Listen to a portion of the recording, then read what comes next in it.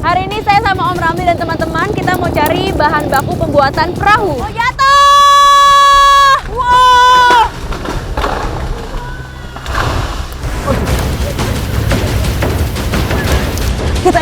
Kita yang ditarik kuat.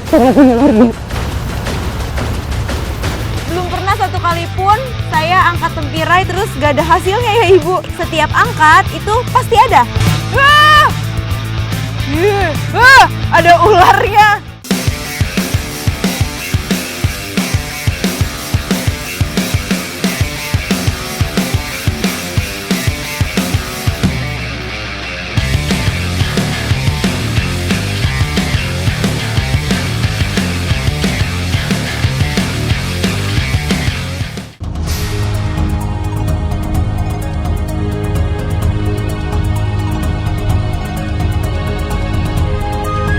Terbentang di kota Takengon, Provinsi Aceh, Desa Mengaya yang kaya menjadi destinasi petualangan saya. Kekayaan alam yang melimpah menjadi sumber penghidupan warga di sini. Hari ini saya sama Om Ramli dan teman-teman kita mau cari bahan baku pembuatan perahu. Jaraknya sebenarnya nggak jauh, cuma medannya ini terus nanjak karena hutannya ada di atas gunung ya Om? Iya.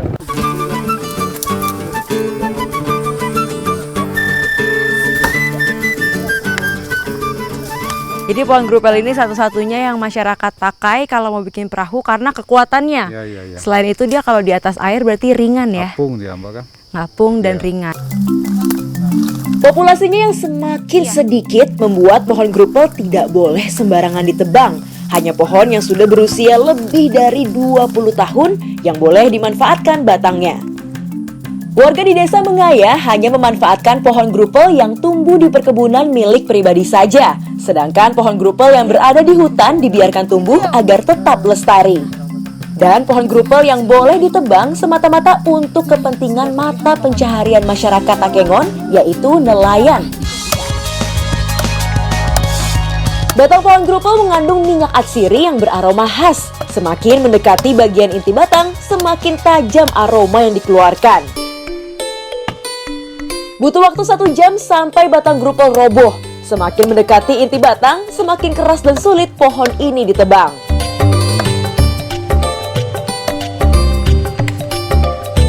Mau jatuh! Wow! Wah!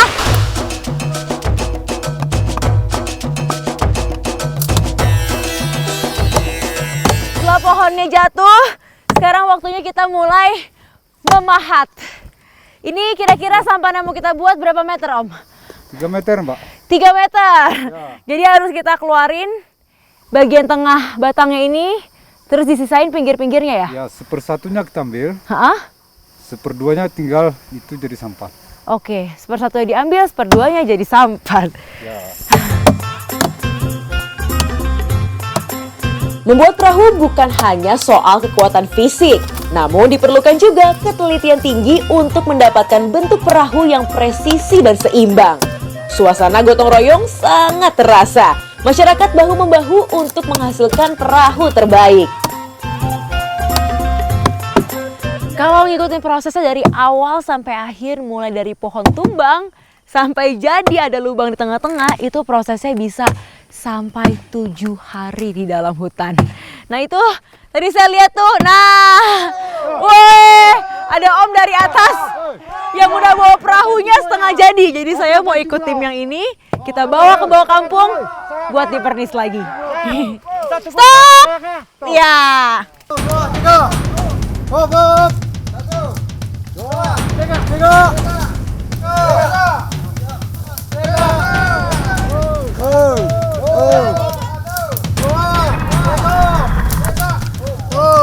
3. Jauh banget ya, aduh.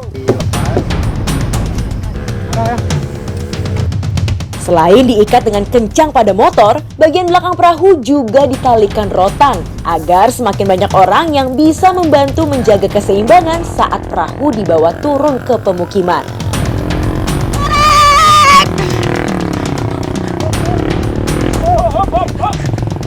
Awas! Oh, kepala, Hawi. Astaga. Saya pikir dramanya cuma di atas, ternyata di sini lebih susah lagi buat bawa perahunya. Licin banget. Wow! Awas! Pelan-pelan! Lepas! Awas jatuh! Awas! Dorong! Licin!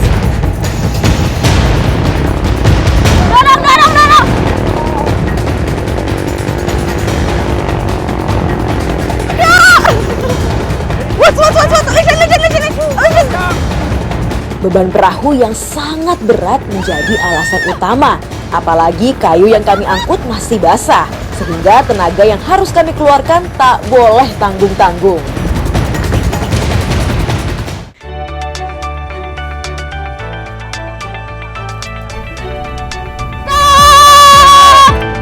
Dengan kerjasama yang baik, kami berhasil sampai di bengkel perahu. Disinilah perahu dirapikan kembali agar semakin kokoh dan seimbang di atas air.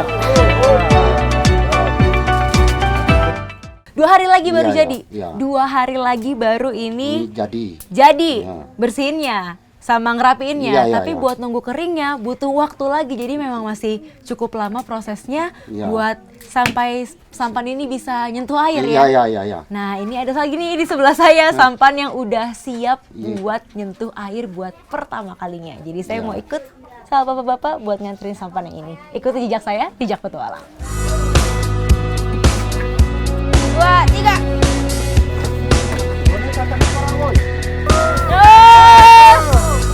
Ini dia saat yang dinanti, melayarkan perahu ke Danau Lutawar. Danau luas, sumber penghidupan warga mengayar.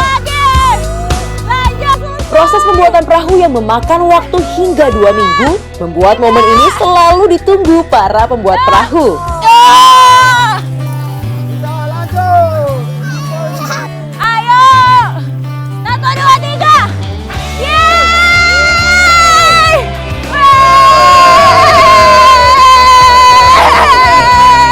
Sampai juga! Wow! Sampai juga! Yeay! Perahu yang sudah dimasukkan ke dalam air tidak akan diangkut lagi ke darat. Perahu ini menjadi moda utama warga untuk mencari nafkah. Akhirnya, yes, rasanya puas banget. Akhirnya ada perahu juga yang berhasil kita layarkan hari ini ya Bapak. Terus ikuti jejak saya, jejak petualang.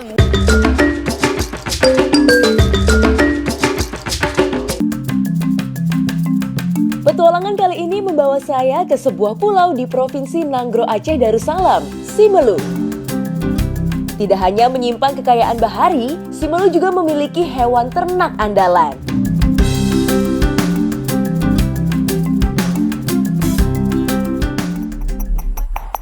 Meski diternak, kerbau Simelu dibiarkan hidup di alam bebas. Penanda di telingalah yang menjadi bukti siapa pemilik hewan memamah biak ini.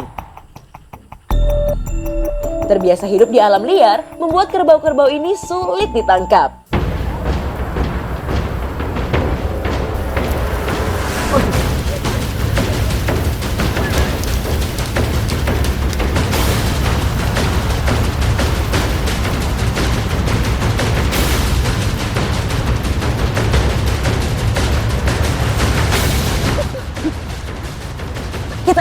Kita yang ditarik kuat. Stop, tarik. Ini kerbaunya diem, bukan berarti kita udah berhasil tangkap. Tapi kayaknya dia nunggu kita lengah supaya bisa lari lagi. Ya Pak ya, nunggu kita lengah dia. Nunggu kita lengah. Kuat ini, udah kuat tuh.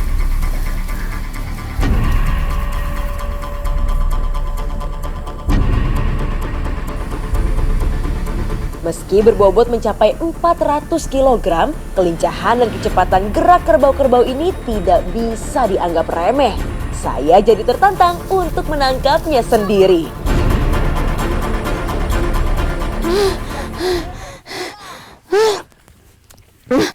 Susah sekali ya. Coba sekarang, coba aku tangkap. Harus nih berarti bagian belakang ya. Oke.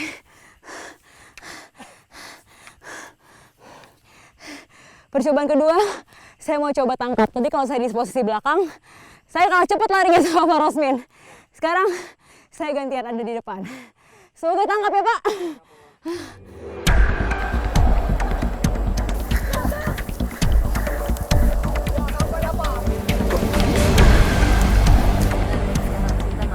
Luar biasa, tenaganya menurut saya gak kalah sama kuda, sama-sama cepat.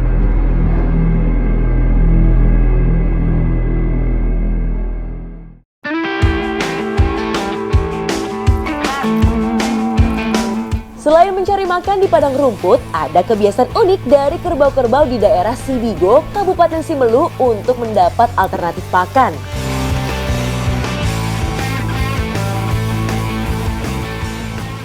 Hari ini saya sama Pak Usman mau jadi gembala kerbau. Kita mau nyari makan di pulau yang ada di belakang sana. Kerbaunya bukan jalan, tapi berenang. Ikuti jejak saya, jejak petualang.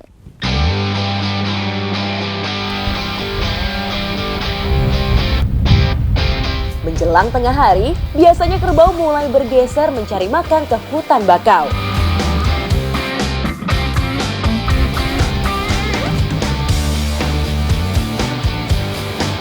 Meski berbadan besar, kerbau-kerbau ini gesit berenang, melintasi laut menuju pulau tak berpenghuni yang berjarak sekitar 100 meter. Kita udah sampai di tempat kerbaunya cari makan. Mereka menyebar masing-masing di hutan bakau.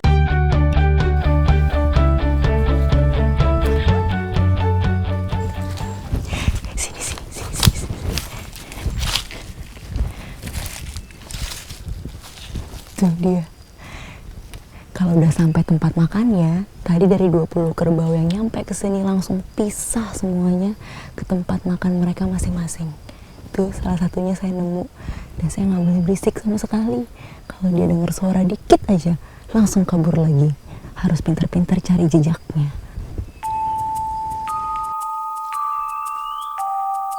Selain rumput, kerbau juga menyukai vegetasi segar yang ada di Pulau Bakau ini. Mereka bisa menghabiskan waktu seharian dan biasanya akan kembali ke perkampungan saat senja.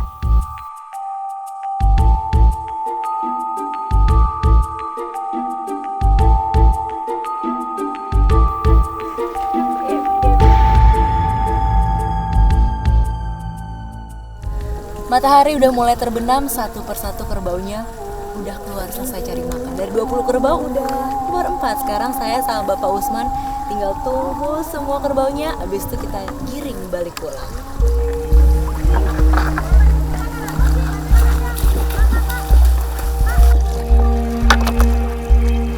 Sebagian kerbaunya udah berenang balik.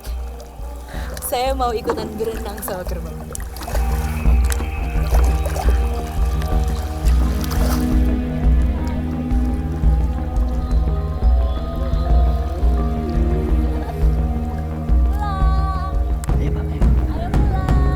Tapi supaya kerbaunya lurus terus, jadi dia nggak berhenti buat berendam di lumpur.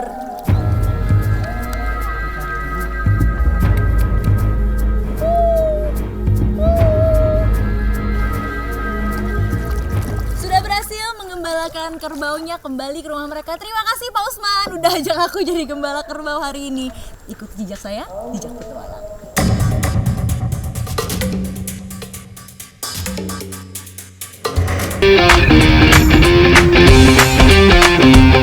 Bumi Borneo memang selalu menyajikan kekayaan alam yang melimpah dan membawa berkah bagi masyarakat sekitar. Tak terkecuali di Desa Muning, Kalimantan Selatan ini.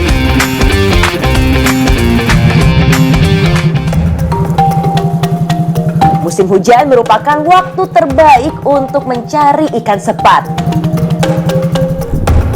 Di saat inilah debit air rawa naik dan membuat ikan berenang ke permukaan.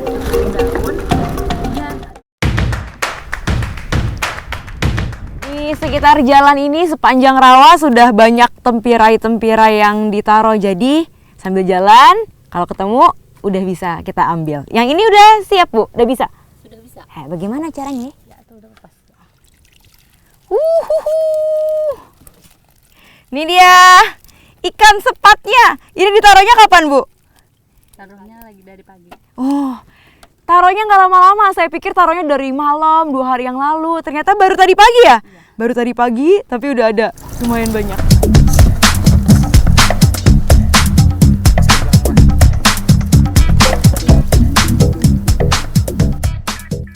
Ih, tetap kaget. Ah! Ini. Jangan dekat-dekat. Nih, saya ke Rawamuning karena di sini banyak ikan sepatnya. Tapi ini tempira yang baru saya ambil. Tuh. Wah, ada ularnya. Ularnya ikut masuk. Bisa ularnya. Gimana cara keluarinnya ini? Oh, ikannya taruh. Keluar, Nak. Silakan. Dah. Ularnya sudah pergi. Di Indonesia, penyebaran sepat paling banyak di Kalimantan, Sumatera, dan Jawa. Ikan yang berkerabat dengan gurame ini bisa hidup di kondisi sedikit air karena adanya labirin yang memungkinkannya mengambil oksigen langsung dari udara. Kita bisa tahu ikan hasilnya banyak atau enggak dari lambuaknya. Jadi gelembung-gelembung udara yang muncul ke permukaan. Makin banyak gelembung udaranya, berarti makin banyak ikan di dalamnya. Ada ularnya. Wah, mana ular? Ada ular lagi. Tuh. Keluar, khusus. Ini mah ada gelembung. Gelembungnya banyak. Karena ada ularnya. Menu utama kami hari ini adalah pepes ikan sepat. Daun teratai dipilih untuk membungkus pepes. Selain mudah ditemukan, daun ini juga mengeluarkan aroma khas yang membuat pepes lebih harum.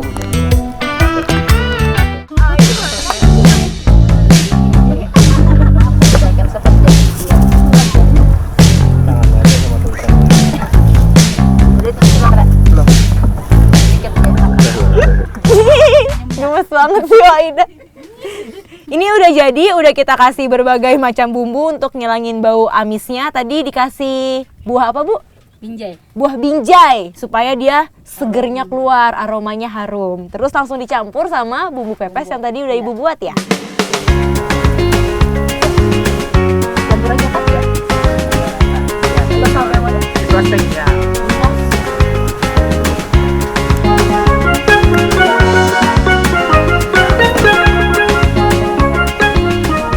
Udah ya, tinggal dipanggang ya Bu ya. Di sini nih enak nih, biarpun namanya dapur darurat tapi semuanya serba dekat. Ini tempat bikin bumbu, perahunya jadi dapur untuk bakarnya. Nih Pak, nah nggak perlu jalan.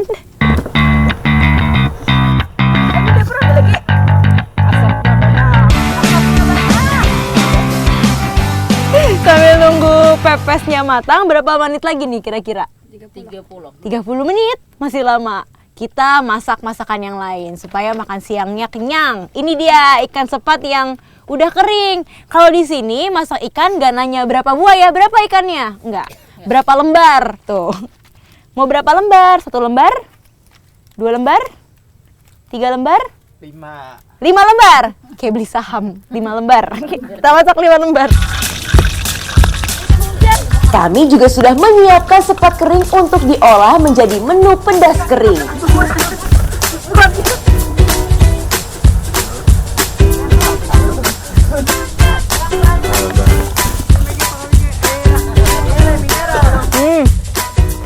Ini saya baru pertama kali nyobain pepes ikan tapi dibungkusnya pakai daun teratai. Ternyata rasanya beda ya. Beda. Ada apa Bu?